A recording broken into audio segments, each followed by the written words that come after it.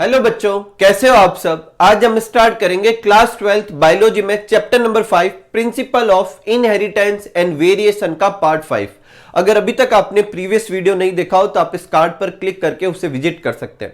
आज के वीडियो में अपन एक टॉपिक करने वाले हैं जो कि है क्रोमोसोमल थ्योरी ऑफ इनहेरिटेंस। और एनसीईआरटी में जहां ये टॉपिक एक्सप्लेन है उसके इनिशियल लाइन में एक और क्वेश्चन है, और वो क्वेश्चन ये है कि क्या कारण है कि मेंडल ने जो वर्क पब्लिश किया था 1865 में वो अनरिकॉग्नाइज्ड रहा और फिर बाद में उसे 1900 में रीडिस्कवर करना पड़ा। तो ऐसे क्या रीजंस रहे? तो 4 रीजंस है जो अपन को अच्छे से लर्न करने हैं। आपके एग्जाम में क्वेश्चन आ सकता है कि मेंडल का वर्क अनरिकॉग्नाइज्ड रहा, उसके कारण लिखिए। तो Mendel publish his work in 1865 but it remain unrecognised due to, और 4 पॉइंट में से सबसे पहला पॉइंट है कि कम्युनिकेशन जो उस टाइम पे था इतना आसान नहीं था। आजकल कोई भी चीज जो आप सोशल मीडिया पे डाल सकते हो, वेबसाइट पे डाल सकते हो और वो वर्ल्ड वाइड फैल जाएगी, लेकिन उस समय ऐसे तो कुछ टूल्स थे नहीं। तो आपको कोई भी अपना वर्क किसी ना किसी पेपर में सबमिट करना पड़ता था। और मेंडल का जो वर्क था वो वाइडली, मतलब किसी ऐसी जगह पब्लिश नहीं हुआ कि जो सब ने उसको पढ़ा हो या सबका ध्यान उस पर गया हो। तो communication was not easy in those day and his work could not widely publicised. ये पहला रीजन था।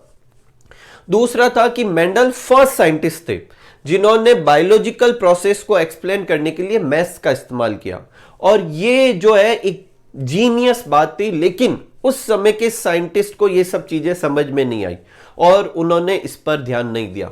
तो ये जो उनकी सबसे बढ़िया जो बात थी वही बैकफायर कर गई। उसी मैथ्स की वजह से लोग उस टाइम पर उन चीजों को एक्सप्लेन नहीं कर पाए, मतलब समझ नहीं पाए। Mendel's approach of using mathematics to explain biological phenomenon was totally new and unacceptable to many of the biologists at that time. आजकल अपन सब यूज करते हैं, लेकिन उस टाइम ये नया था क्योंकि ये फर्स्ट थे, तो ये भी एक रीजन था। तीसरा है Mendel could not provide physical proof of the existence of factor और from what they were made of. Mendel ने बोला फैक्टर्स होते हैं, तो मेंडल ये नहीं बता पाया कि वो फैक्टर्स होते कहां पर है और वो फैक्टर्स बने किस चीज के होते हैं। बाद में अपन सब जानते हैं कि ये फैक्टर्स जीन है, क्रोमोसोम पर प्रेजेंट होते हैं, डीएनए के बने होते हैं, लेकिन मेंडल ने ये सब चीजें नहीं बताई। तो मेंडल से जब पूछा गया तो ये सब चीजें नहीं पता थी। ये भी एक कारण है कि मेंडल का जो वर्क है वो अनरिकॉग्नाइज्ड रहा। 4th पॉइंट है कि मेंडल ने फैक्टर्स को अपने हिसाब से समझाया। उन्होंने कहा कि जीन और फैक्टर स्टेबल होते हैं, डिस्क्रिएट यूनिट होती है और that control the expression of trait, और साथ में ये भी बोला कि ये जो होते हैं ब्लेंड नहीं होते। तो फिर साइंटिस्ट ने पूछा कि फिर वो कंटिन्यूअस वेरिएशंस होती है वो किस वजह से होती है, तो वो इन चीजों से एक्सप्लेन नहीं हो रही, क्योंकि मेंडल ने तो कहा था कि फैक्टर्स स्टेबल होते हैं, उनमें कोई चेंजेस नहीं आते, ये डिस्क्रिएट यूनिट है और इनमें मिक्सिंग भी नहीं होती, तो फिर वेरिएशन का क्या कारण रहा होगा। तो ये 4 पॉइंट की वजह से मेंडल का जो वर्क है वो अनरिकॉग्नाइज्ड रहा और मेंडल की डेथ भी हो गई और किसी ने ध्यान नहीं दिया। फिर करीब 1865 में मेंडल ने वर्क पब्लिश किया। 1865 टू 1900 तक वर्क अननोटिस्ड रहा। 1900 में इसका वर्क रीडिस्कवर हुआ और अपन ने देख चुके हैं 3 साइंटिस्ट थे, Hugo de Vries, Carl Correns और इरिक वॉन सेरमार। फिर जब तक 1900 आता कुछ और चीजें भी सुधर चुकी थी जिनसे अब आगे का काम आसान हो गया था। पहला है कि माइक्रोस्कोपी बहुत एडवांस हो गई थी, मतलब और चीजें अच्छे से डिटेल में देखी जा सकती थी, और इसी वजह से साइंटिस्ट अब सेल डिवीजन को और अच्छे से ऑब्जर्व कर सकते थे। जितने भी सेल डिवीजन की फेजेज होती है उनको और अच्छे से देख पा रहे थे। Discovery of coloured structure in nucleus that is chromosome. Chromosome discovered हो चुका था। आज अपन जानते हैं कि जीन कहां पर होते हैं, क्रोमोसोम पे। अगर मेंडल के समय क्रोमोसोम के बारे में पता होता तो मेंडल उन चीजों के हिसाब से उसे एक्सप्लेन कर सकता था, और इन सब चीजों की वजह से एक नई थ्योरी दी गई, क्रोमोसोमल थ्योरी ऑफ इनहेरिटेंस, जो 1902 में सटन एंड बोवेरी ने दी थी, जिसे अभी अपन करने वाले। पहले आप ये नोट कर लीजिए, ठीक है। नेक्स्ट आगे बढ़ते हैं और लेते हैं क्रोमोसोमल थ्योरी ऑफ इनहेरिटेंस। अब देखो आपकी बोर्ड क्लासेज में ये एक बड़ा क्वेश्चन भी आ सकता है कि क्रोमोसोमल थ्योरी ऑफ इनहेरिटेंस को समझाइए। अगर ऐसा होता है तो यहां से लेकर ये वीडियो जहां तक एंड हो वो सारी चीजें आपको एक्सप्लेन करनी है। और अगर कोई शॉर्ट नोट आता है तो आपको ये 2 पॉइंट नोट करके अभी आगे की स्लाइड में मैं जब समझाऊंगा तब मैं आपको बता दूंगा, वो कुछ की पॉइंट लिखवा रखे वो नोट कर देना, तो छोटा सा समरी फॉर्म में आप इसको समझा सकते हैं। ठीक है, तो अपन समझते हैं कि क्या थी क्रोमोसोमल थ्योरी ऑफ इनहेरिटेंस। तो सबसे पहली चीज जो अपन को लर्न करनी है वो ये कि क्रोमोसोमल थ्योरी ऑफ इनहेरिटेंस दिया किसने था। तो 1902 में सटन एंड बोवेरी, दो साइंटिस्ट थे, उन्होंने क्रोमोसोमल थ्योरी ऑफ इनहेरिटेंस दी थी। अब उन्होंने ये किस बेसिस पे दी थी, क्या थी, ये सब समझते हैं। Walter Sutton and Theodor Boveri noted that the behaviour of chromosome was parallel to behaviour of gene. मतलब जैसा जैसा क्रोमोसोम में होता है लगभग वो पैरेलल था जैसा मेंडल ने फैक्टर्स या जीन के बारे में बताया था। तो सबसे पहले अपन को यह समझना है कि वो क्या फीचर्स थे जिसकी वजह से ये लाइन बोली गई। मतलब क्या फीचर हैं जो जीन में होते हैं वो क्रोमोसोम में बताए गए। ठीक है, तो ये अपन को समझना है। देखो एनसीईआरटी बुक में एक टेबल दे रखी है, एक के ऊपर ए हेडिंग है और एक के ऊपर बी हेडिंग है, और दोनों में 3-3 पॉइंट दे रखे हैं, और उसके नीचे लिखा हुआ है कि बताइए ए किसको डिनोट कर रहा है क्रोमोसोम और जीन में से, और बी किसको डिनोट कर रहा है। तो उस टेबल में ए जो है वो जीन को डिनोट कर रहा है और बी जो है वो क्रोमोसोम को डिनोट कर रहा है। अब इसे अपन समझते हैं। देखो मेंडल ने बोला कि फैक्टर्स जो होते हैं वो पेयर्स में होते हैं, जैसे capital T capital T capital T small T small T small T alleles होते हैं। हर एक ऑर्गेनिज्म में एक कैरेक्टर के 2 एलिल होते हैं, तो ये पेयर में होते हैं। ये कि ये बात क्रोमोसोम के लिए भी ठीक है। क्रोमोसोम भी क्या होते हैं, पेयर में ही होते हैं। ठीक है, जैसे ये एक पर्टिकुलर कैरेक्टर के 2, मतलब जो कैरेक्टर रखने वाले क्रोमोसोम है वो 2 होंगे।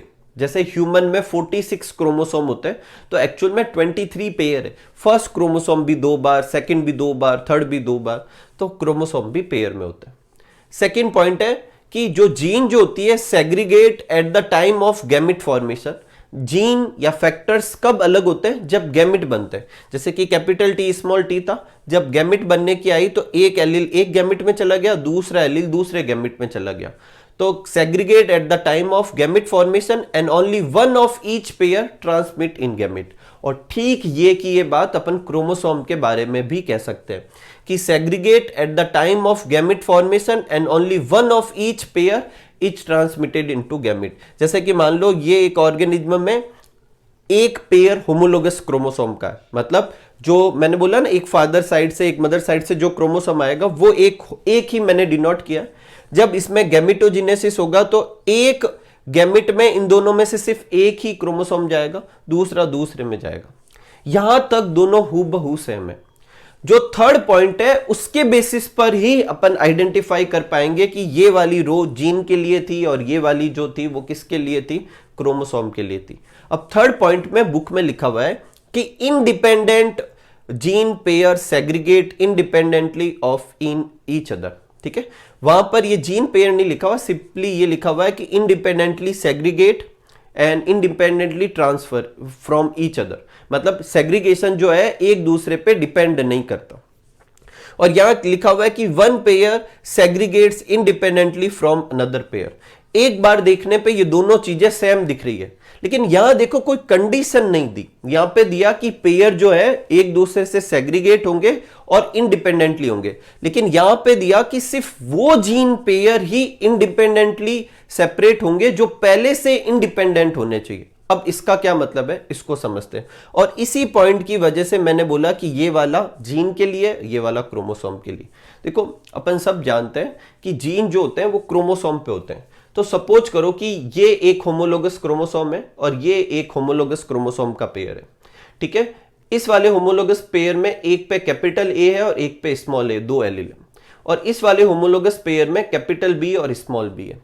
अब ये जो इस कैरेक्टर की ये जो 2 एलिल है और इस कैरेक्टर की ये जो 2 एलिल है, दोनों अलग अलग होमोलोगस क्रोमोसोम पर है। ये मान लेते हैं जैसे फर्स्ट क्रोमोसोम में, ये मान लेते हैं फोर्थ क्रोमोसोम में। तो एक कैरेक्टर के एलिल्स फर्स्ट क्रोमोसोम पर है और एक पे किस पे है, फोर्थ क्रोमोसोम पे। ये 2 क्यों बनाए हुए हैं, क्योंकि होमोलोगस है। तो ये कहलाते हैं इंडिपेंडेंट जीन पेयर। और जब ये दोनों में से कौन सा गैमेट में जाएगा, इन दोनों से वो इंडिपेंडेंटली है, इस पे डिपेंड नहीं करेगा क्योंकि ये तो अलग क्रोमोसोम पर ही है। लेकिन सोचो ऐसा भी हो सकता था कि ये एक होमोलोगस क्रोमोसोम का पेयर था और जिस क्रोमोसोम पर कैपिटल ए का एलील था उसी क्रोमोसोम पे कैपिटल बी का भी था। जिस क्रोमोसोम पे स्मॉल ए का था उसी क्रोमोसोम पे स्मॉल बी का भी था। तो अब ये दोनों तो एक दूसरे पे डिपेंडेंट हो गए क्योंकि एक ही क्रोमोसोम पे है। तो ये इंडिपेंडेंट असॉर्टमेंट को फॉलो नहीं करेंगे। जब अपन ने इंडिपेंडेंट असॉर्टमेंट समझाया था तो मैंने बताया था कि मेंडल ने कहा हमेशा इंडिपेंडेंट असॉर्टमेंट होता है लेकिन लिंकेज भी हो सकता है। तो इस केस में तो इंडिपेंडेंट असॉर्टमेंट होगा, इस केस में लिंकेज हो सकता है। ठीक है, तो इंडिपेंडेंट जीन पेयर होंगे तो उनका सेपरेशन एक दूसरे पे डिपेंड नहीं करेगा, डिपेंडेंट पे करेगा। लेकिन क्रोमोसोम का हमेशा ही इंडिपेंडेंट असॉर्टमेंट ही होता है, उसको अपन समझते। देखो जैसे सपोज करो कि मैंने यहां दो होमोलोगस क्रोमोसोम पेयर शो किए, ये पहला पेयर है, ये दूसरा पेयर है। ये पहले पेयर में ए करेक्टर के लिए मतलब एलिल्स है और दूसरे में बी के लिए, एक पे डोमिनेंट एक पे रिसेसिव, एक पे डोमिनेंट एक पे रिसेसिव। बेसिकली ये कौन सा हो गया, ऐसे हो गया capital A capital B small b, जैसे अपन लिखते हैं ना capital Y capital R small r. अब इसके आगे दो पॉसिबिलिटी है मियोसिस होने की। ये देखो, ये एक सेल से चार सेल बन रही है, ये एक मियोसिस हो सकता है। एक सेल से ये चार सेल बन रही है, ये एक दूसरे तरीके से इसी में मियोसिस हो सकता है। मियोसिस जब स्टार्ट होता है तो आप सबको पता है पहले क्रोमोसोम डबल होते हैं, मतलब डीएनए रेप्लिकेशन होता है। डीएनए रेप्लिकेशन की वजह से अपन क्रोमोसोम डबल नहीं होंगे, सॉरी, क्रोमोसोम में डीएनए रेप्लिकेट होता है, जिससे अपन एक की जगह, ये एक क्रोमेटिड बनाया होता उसकी जगह अपन ने यहां पर इन नीचे वाले डायग्राम में अपन ने दो बनाए, क्योंकि ये जो फेज डायग्राम दिख रही है ये मियोसिस फर्स्ट का एनाफेज फर्स्ट है और इससे पहले डीएनए रेप्लिकेशन हो चुका है, मेटाफेज आ चुका है। अब जब मेटाफेज आएगा इस मियोसिस फर्स्ट के एनाफेज फर्स्ट से, तो आप सब जानते हैं कि मेटाफेज में क्या होता है, क्रोमोसोम बीच में आके अरेंज होते हैं। तो जब बीच में आके अरेंज होते हैं तो उनका अरेंज होना किसी भी तरीके से हो सकता है। कैसे, जैसे कि ये जो कैपिटल ए स्मॉल ए था, कैपिटल ए के सामने कैपिटल बी आ गया, स्मॉल ए के सामने स्मॉल बी आ गया, इस तरीके से भी अरेंज हो सकता था। कैपिटल ए के सामने स्मॉल बी आ गया, स्मॉल ए के सामने कैपिटल बी आ गया, इसी तरीके से भी अरेंज हो गया। चार क्रोमोसोम थे, अभी भी चार ही है, लेकिन उनका अरेंजमेंट तो अलग अलग हो सकता है। इसमें कैपिटल्स वाले एक साथ है, स्मॉल वाले एक साथ है, इसमें कैपिटल वाले के सामने स्मॉल वाला, इसमें स्मॉल वाले के सामने कैपिटल वाला।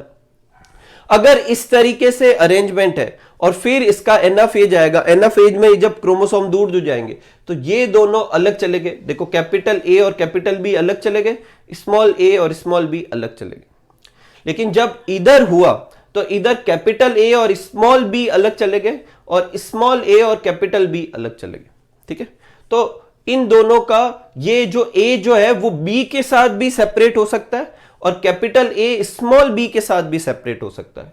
स्मॉल ए इस वाले के हिसाब से स्मॉल बी के साथ अलग गैमेट में गया, मतलब अलग सेल में गया था जो गैमेट बनाएगी आगे, और इसमें स्मॉल ए कैपिटल बी के साथ में गया। तो यही तो इंडिपेंडेंट असॉर्टमेंट है। मतलब ऐसा फिक्स नहीं है कि कैपिटल ए को कैपिटल बी के साथ में ही जाना पड़ेगा, स्मॉल ए को स्मॉल बी के साथ में ही जाना पड़ेगा, वो फ्री है।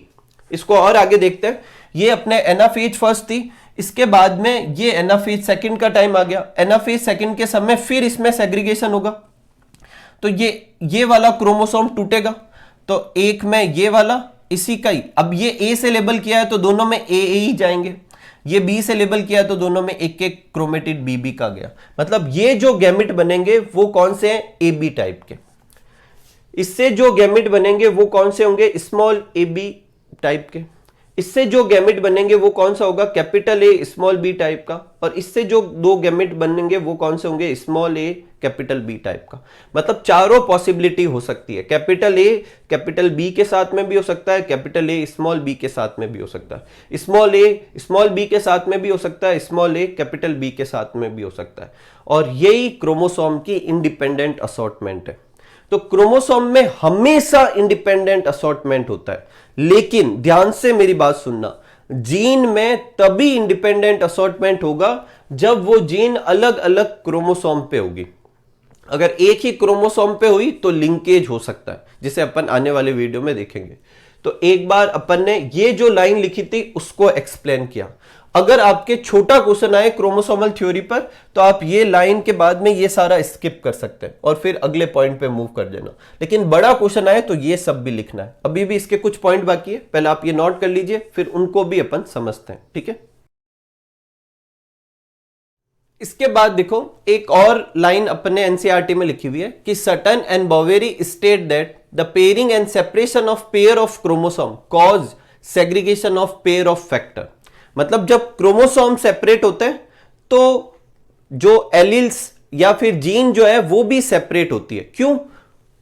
दे कैरी दैट जीन, मतलब जो जीन उनके ऊपर है, सपोज करो कि जैसे ये दो क्रोमोसोम है, ठीक है, इस पर भी एक जीन है और इस पे भी एक जीन है, तो जब ये पेयर सेपरेट होगा तो उनके ऊपर की जीन भी क्या हो जाएगी? सेपरेट हो जाएगी। तो यहां पर क्या लिखा हुआ है कि separation of pair of chromosome cause segregation और separation of pair of factors, क्योंकि दे कैरी देम, मतलब उनके ऊपर ही होता है। सटन एंड बोवेरी, अब ये देखो पॉइंट इंपॉर्टेंट है, Sutton and Boveri united the knowledge of chromosomal segregation. जो अभी अपन ने क्रोमोसोमल सेग्रीगेशन समझा कि मियोसिस में क्रोमोसोम कैसे सेपरेट होते हैं, उस नॉलेज को विथ मेंडेलियन प्रिंसिपल, उन नॉलेज को मेंडल के जो प्रिंसिपल थे उनके साथ मर्ज किया, या फिर अपन ऐसे भी कह सकते हैं कि जो क्रोमोसोमल बिहेवियर था मियोसिस के समय जिस तरीके से होता है, उससे उन्होंने मेंडल के प्रिंसिपल को एक्सप्लेन किया, और ये ही चीज क्या कहलाई? Chromosomal theory of inheritance. देखो थ्योरी ऑफ इनहेरिटेंस तो मेंडल ने दी थी, लेकिन उन्होंने तो फैक्टर से दी थी। सटन एंड बोवेरी ने वही चीजें किससे एक्सप्लेन की? क्रोमोसोम से एक्सप्लेन की। तो जो क्रोमोसोमल सेग्रीगेशन का नॉलेज था उसको यूटिलाइज किया मेंडेलियन प्रिंसिपल के लिए, और वो जो कंसेप्ट बना वही क्या कहलाया? Chromosomal theory of inheritance. अब इसमें अपन को ये 3 पॉइंट लिखने हैं। तो अगर एग्जाम में शॉर्ट क्वेश्चन आए तो वो स्टार्टिंग की 2 लाइन लिखने के बाद यहां से लेकर यहां तक आप लिख ले, ठीक है। तो देखो like factor chromosome present in pair, कि फैक्टर्स के जैसे क्रोमोसोम भी पेयर में होते हैं। Chromosome are physical proof of factors and gene as they carry it. ये फिजिकल प्रूफ है कि सच में फैक्टर्स और जीन होती है। कहां पर होती है? क्रोमोसोम के ऊपर होती है। Chromosomal movement during meiosis explain Mendel's law. Chromosome के जो मूवमेंट होते हैं, मतलब किस तरीके से क्रोमोसोम का सेपरेशन होगा मियोसिस के समय, वो ही एक्सप्लेन करता है मेंडल्स के लॉ को। जैसे 2 alleles of gene pair are located on homologous site on homologous chromosome. मान लेते हैं कि ये एक होमोलोगस क्रोमोसोम है, मतलब अगर ये सेकंड क्रोमोसोम है तो ये भी सेकंड ही है, और मान लेते हैं इस साइट पर ए एलिल है, तो इसी साइट पर होमोलोगस क्रोमोसोम पे इसका दूसरा एलिल हो सकता है, ठीक है। तो जो 2 एलिल होते हैं वो होमोलोगस क्रोमोसोम की होमोलोगस साइट पे, मतलब एक ही साइट पर होते हैं। Homologous pair separate in meiosis. अब ये दोनों क्रोमोसोम सेपरेट होंगे कब? मियोसिस होते समय। So each gamete receive only 1 member. तो एक गैमिट में सिर्फ ये एक क्रोमोसोम आएगा, दूसरे में सिर्फ ये एक क्रोमोसोम आएगा। अब जब ऐसा होगा तो उस जिसमें ये वाला क्रोमोसोम जाएगा उसमें ये एलील भी चला जाएगा, और जिसमें ये क्रोमोसोम जाएगा उसमें ये एलील भी चला जाएगा। तो बेसिकली हर एक गैमेट में एक ही एलील आया एक पेयर में से। यही तो क्या था? Law of segregation. तो ये अपन क्रोमोसोम के हिसाब से भी समझा सकते हैं। आगे देखते हैं डिफरेंट होमोलोगस क्रोमोसोम, मतलब इन दो का ये जो पेयर है ये कैसे सेपरेट हो रहा है, ये और होमोलोगस क्रोमोसोम जो सेपरेट होंगे उनके ऊपर डिपेंड नहीं करता। Different homologous chromosome pair are assorted in gamete independently of one another in meiosis. Meiosis होते समय इंडिपेंडेंटली होते हैं। अभी अपन ने देखा था कैपिटल ए के साथ कैपिटल बी चला गया था, कैपिटल ए के साथ स्मॉल बी भी जा सकता है, और यही क्या है? Law of independent assortment. तो मेंडल के जो प्रिंसिपल है उनको क्रोमोसोम से एक्सप्लेन करना, और वो भी कौन से बिहेवियर से कि मियोसिस के समय क्या क्या होता है, उसी को ही अपन ने क्रोमोसोमल थ्योरी ऑफ इनहेरिटेंस बोला। एकदम सिंपल। आगे देखते हैं और भी कुछ पॉइंट है, यहां तक तो इसी क्रोमोसोमल थ्योरी में ही आपको लिखना है। एक्सपेरिमेंटल वेरिफिकेशन, इसको एक्सपेरिमेंट से प्रूफ करके भी समझाया क्रोमोसोमल थ्योरी को। किसने समझाया? Thomas Hunt Morgan. ये भी आपके बोर्ड में क्वेश्चन आ सकता है, किसी एग्जाम में भी क्वेश्चन आ सकता है कि क्रोमोसोमल थ्योरी ऑफ इनहेरिटेंस का एक्सपेरिमेंटल प्रूफ किसने दिया था? तो थॉमस हंट मॉर्गन ने दिया था। This verification also provide basis of variation in sexual reproduction, और ये जो इन्होंने वेरिफिकेशन दिया उनसे उन्होंने ये भी समझाया कि सेक्सुअल रिप्रोडक्शन में वेरिएशंस कैसे आती है। नेक्स्ट है मॉर्गन ने किस पे वर्क किया? तो मॉर्गन ने वर्क किया था फ्रूट फ्लाई पर, जिसका साइंटिफिक नेम होता है ड्रोसोफिला मिलोंगेस्टर। अब देखो ये जो ड्रोसोफिला जो है इसको ही क्यों चूज किया, जैसे मेंडल ने पाइसम सेटाइवम को ही क्यों चूज किया, वैसे वैसे इन्होंने फ्रूट फ्लाई को ही क्यों चूज किया, तो उसके भी रीजन है और वो आपको याद करने, ये अलग से क्वेश्चन पूछा जा सकता है। तो ठीक मेंडल का जो सिलेक्शन क्राइटेरिया था पी प्लांट का, लगभग वही सिलेक्शन क्राइटेरिया था इनका भी। देखो ये सुटेबल थी क्यों, they could be grown on simple synthetic medium in lab. Lab में जो सिंथेटिक मीडियम होता है, न्यूट्रिशन मीडियम, उस पर आसानी से इनको ग्रो करवाया जा सकता है। शॉर्ट लाइफ साइकिल होती है, अबाउट 2 वीक, तो बहुत सारी जनरेशन जल्दी जल्दी स्टडी की जा सकती है। एक मैटिंग में बहुत सारी ऑफ स्प्रिंग आती है, बहुत सारी प्रोजीनी आती है, नेक्स्ट जनरेशन बनती है, वो भी आसान रहती है ऐसे एक्सपेरिमेंट में।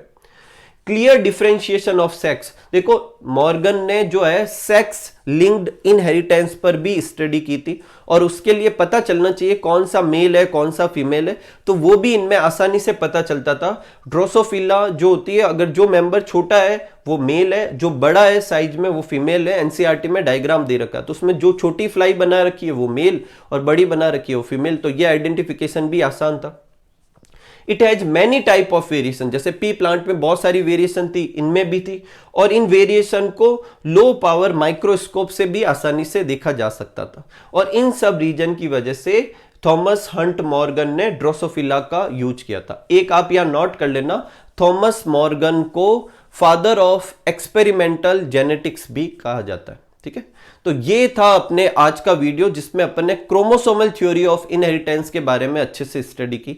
मिलते हैं अगले वीडियो में जिसमें अपन लिंकेज के बारे में समझेंगे। तब तक आप सब लोग खूब सारा हार्डवर्क कीजिए, खूब खुश रहिए, खूब मस्त रहिए। Thank you for watching.